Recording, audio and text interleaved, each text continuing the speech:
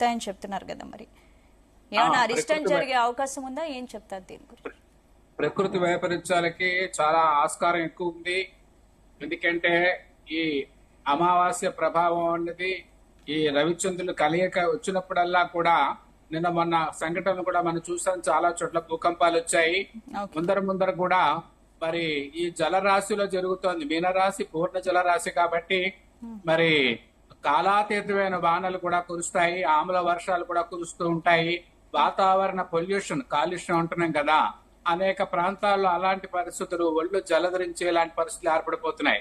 అలాగే రాజకీయంగా కూడా భారతదేశానికి సంబంధించి నరేంద్ర మోడీ గారి జాతకానికి ఇది బలవత్తర సంఘటన కాబోతోంది. ఈ 6 గ్రహాలు కలవడం అన్నది ఆయన బలపడిపోతున్నారు. ప్రతిపక్షం చాలా బలహీన పడుతోంది. ప్రతిపక్షాలు చీలిపోనున్నాయి. మరి ముఖ్యంగా మరి కాంగ్రెస్ పార్టీ జాతకానికి ఇది కొంచెం గడ్డు కాలంగా కనిపిస్తోంది. అధినేతలకి ప్రమాదకర సూచనలు కనిపిస్తున్నాయి. భారత రాజకీయాలలో కాంగ్రెస్ పార్టీ మరోసారి చీలిపోయే అవకాశం నిట్టనిలువుగా కనిపిస్తోంది. ఈ గ్రహ సంపుటీకరణ కారణంగా మరి మరి దేశంలో అధికారంలో ఉన్న ఎన్డీఏ ప్రభుత్వానికి బలం చేకూరే పరిస్థితులు కనిపిస్తున్నాయి అన్నమాట. అంటే ఈ ప్రకృతి విపత్తులకి ఈ షష్టగ్రహ కూటమికి లింక్ ఉందంటారా? ఉంటే ఏ విధంగా ఉంది?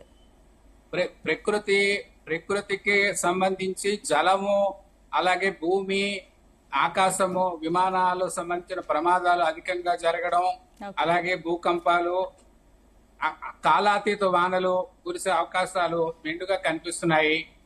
దీనికి దైవారాధన, శివారాధన ఇలాంటి యజ్ఞయాగాది క్రతువులు చేస్తే తప్పనిసరిగా మరి ఇలాంటి విపత్తుల నుంచి బయటపడే అవకాశాలు ప్రస్ఫుటంగా కనిపిస్తున్నాయి. శాస్త్రం ఆ రకంగా గోచరిస్తోంది. జగన్మోహన్ శర్మ గారు, ఇప్పుడు ఈ యూట్యూబ్ లో బయట షష్టగ్రహ కూటమిపై రకరకాల ప్రచారాలు జరుగుతున్నాయి కదా, మరి దీన్ని ఏ విధంగా చూడొచ్చు? అంటే దాని గురించి